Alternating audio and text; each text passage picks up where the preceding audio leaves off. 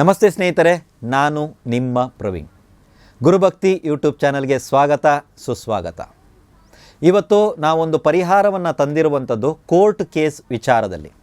ತಡೀರಿ, court case ಅಂದರೂ ಕೂಡಲೇ ಬಿಡು, ಇದು ಕೋರ್ಟ್ ಕೇಸ್ ವಿಚಾರ, ಎಲ್ಲ ವಿಷಯ ನಮ್ಗೆ ಗೊತ್ತಲ್ವಾ ಅಂತ. ಇಲ್ಲವೇ ಇಲ್ಲ. ಇದು ಸ್ವಲ್ಪ ವಿಚಿತ್ರವಾಗಿರುವಂಥ ಒಂದು ವಿಚಾರ. ಏನು ಅಂತೇಳಿದ್ರೆ, ಕೋರ್ಟ್ ಕೇಸ್ ನಡೀತಾ ಇರೋದು ಸಹಜವಾಗಿರುತ್ತೆ. ಆದರೆ ಇಲ್ಲಿ ಇಬ್ಬರು ವ್ಯಕ್ತಿಗಳ ಮಧ್ಯದಲ್ಲಿ ಯಾವುದಾದ್ರೂ ಒಬ್ಬ ವ್ಯಕ್ತಿಗೆ ಆತ್ಮಸಾಕ್ಷಿಯಿಂದ, ನಾನು ಹೇಳ್ತಾ ಇರೋದು ಕೋರ್ಟು ಅಥವಾ ನ್ಯಾಯಾಧೀಶರು, ವಕೀಲರು ಇದ್ರ ಬಗ್ಗೆ ನಾನು ಮಾತಾಡ್ತಾ ಇಲ್ಲ. ಆತ್ಮಸಾಕ್ಷಿಯಿಂದ ನಾನೇ ತಪ್ಪಿತಸ್ಥ ಅಂತ ಆದರೂ ಗೊತ್ತಿರ್ತದೆ ಅಲ್ವಾ. ಆದರೆ ಹೇಳ್ಕೊಳಕ್ಕಾಗಲ್ಲ, ತಲೆ ಬಗ್ಸೋಕ್ಕಾಗಲ್ಲ. ನಾನೇ ತಪ್ಪು ಮಾಡಿದ್ದೀನಿ, ನೀವು ಕೊಡ್ತಾ ಇರೋದು ನಿಮ್ಮ ಕಡೆ ಸರಿ ಇದೆ ಅಂತ ಗೊತ್ತಿದ್ರೂ ಕೂಡ ನಮ್ಗೆ ಯಾಕೋ ಒಂದು ಸ್ವಲ್ಪ ತಲೆ ಬಗ್ಸೋದಕ್ಕೆ ಇಷ್ಟ ಆಗಲ್ಲ.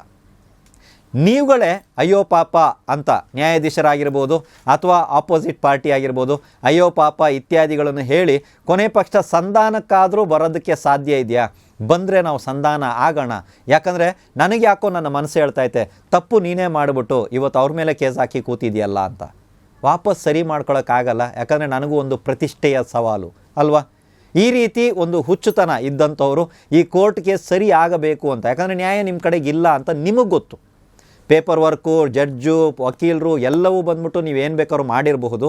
ಆದರೆ ಮನಸ್ಸಾಕ್ಷಿಯಿಂದ ನಿಮಗೆ ಗೊತ್ತು ನೀವೇ ತಪ್ಪಿತಸ್ಥರು ಅಂತ ಅಲ್ವಾ. ಆದರೆ ಹೇಳ್ಕೊಳಕ್ಕಾಗಲ್ವಾ?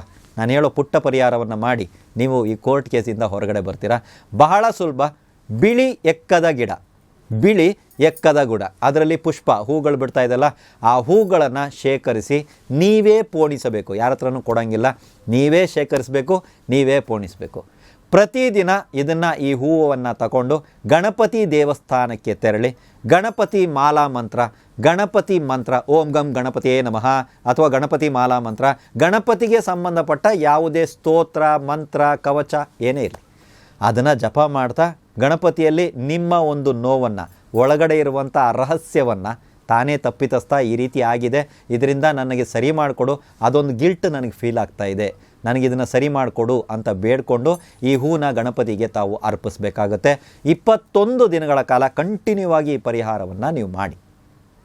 ಇದಕ್ಕಿಂತ ಬದಲಾಗಿ ಇನ್ನೊಂದು ಪರಿಹಾರ ಏನಾದರೂ ಹೇಳಿ ಅಂತ ಹೇಳಿದ್ರೆ, ಭಾಳಷ್ಟು ಕಡೆಗಳಲ್ಲಿ ಬಿಳಿ ಎಕ್ಕದ ಗಿಡಗಳು ಇದೆ, ದೇವಸ್ಥಾನವನ್ನು ಹೊರತುಪಡಿಸಿ. ಅರ್ಥ ಆಯ್ತಾ? ಭಾಳಷ್ಟು ಕಡೆಗಳಲ್ಲಿದೆ, ಯಾರೂ ನೋಡುವವರಿಲ್ಲ. ಆ ಸ್ಥಳವನ್ನು ಸ್ವಲ್ಪ ಕ್ಲೀನ್ ಮಾಡಿ. ಅಲ್ಲಿ ಮೈಲಿಗೆ ಯಾರಾದರೂ ಉಗಿಯುವಂಥದ್ದು ಅಥವಾ ಮಲಮೂತ್ರ ವಿಸರ್ಜನೆ ಮಾಡುವಂಥದ್ದು ಅಥವಾ ಪೇಪರು, ಕಚರ ಇತ್ಯಾದಿಗಳು, ಕಸ ಇತ್ಯಾದಿಗಳನ್ನು ಹಾಕಿಟ್ಟಿರುವಂಥ ಇತ್ಯಾದಿಗಳಿರ್ಬೋದು.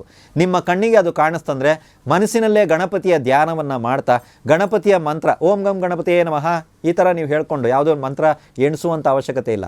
ಇದನ್ನು ನೀವು ಮನಸ್ಸಲ್ಲೇ ಚಾಂಟಿಂಗ್ ಮಾಡ್ತಾ ಆ ಜಾಗವನ್ನು ಸ್ವಚ್ಛ ಮಾಡಿ, ನೀರೆರೆಯುವಂಥ ಕೆಲಸವನ್ನು ಮಾಡಿ, ಆ ಗಿಡಗಳನ್ನು ಪೋಷಿಸುವಂಥ ಕೆಲಸ ಇತ್ಯಾದಿಗಳನ್ನು ನೀವು ಮಾಡೋದಕ್ಕೆ ಪ್ರಾರಂಭ ಮಾಡಿ. ಖಂಡಿತವಾಗಲೂ ನಿಮ್ಮ ಗಿಲ್ಟು ಖಂಡಿತವಾಗಲೂ ಸರಿಯಾಗುತ್ತೆ. ನೀವು ಈ ಕೋರ್ಟ್ ಕೇಸ್ ಅಥವಾ ಈ ರೀತಿಯಾದಂಥ ಕೋರ್ಟ್ ಕೇಸಿಂದ ಹೊರಗಡೆ ಬರ್ತೀರ. ನೀವು ಜಯಶಾಲಿ ಆಗ್ತಿರೋ ಬಿಡ್ತಿರೋ ಗೊತ್ತಿಲ್ಲ, ನಿಮ್ಮ ಆತ್ಮಸಾಕ್ಷಿ ಮುಂದೆ ನೀವು ಗೆಲ್ತೀರ. ಅಂದರೆ ನಿಮ್ಗೆ ಅದು ಸಂಧಾನ ರೂಪದಲ್ಲಿ ಆ ಕೋರ್ಟ್ ಕೇಸ್ ಬಗೆಹರಿಯುವಂಥದ್ದು ನಿಮಗೆ ದಾರಿ ಕಾಣಿಸೋದಕ್ಕೆ ಶುರು ಆಗುತ್ತೆ. ಇದೇ ರೀತಿಯಾದಂಥ ಸರಳವಾಗಿರುವಂಥ ತಂತ್ರ ಪರಿಹಾರಗಳನ್ನು ನಿಮಗಾಗಿ ಹೆಕ್ಕಿ ತರ್ತಾ ಇರ್ತೀವಿ. ಈ ತಂತ್ರ ಪರಿಹಾರಗಳನ್ನ ಇದಕ್ಕೆ ಮುಂಚೆ ಭಾಳಷ್ಟು ಕ್ಲೈಂಟ್ಸ್ಗಳಿಗೆ ಕೊಟ್ಟು ಅದರಲ್ಲಿ ಅದು ಸಕ್ಸಸ್ ಕಂಡಂಥ ಪರಿಹಾರಗಳನ್ನು ಇವಾಗ ನಾವು ಗುರುಭಕ್ತಿಯ ಜ್ಯೋತಿಷ ಕೇಂದ್ರದ ಈ ಚಾನಲ್ ಮುಖಾಂತರ ನಿಮ್ಮವರೆಗೂ ನಾವು ತಲುಪಿಸ್ತಾ ಇದ್ದೀವಿ. ಇದು ಕೂಡ ಒಂದು ಟೆಸ್ಟೆಡ್ ಪರಿಹಾರವಾಗಿದೆ. ಎಲ್ರಿಗೂ ಒಳ್ಳೆಯದಾಗಲಿ.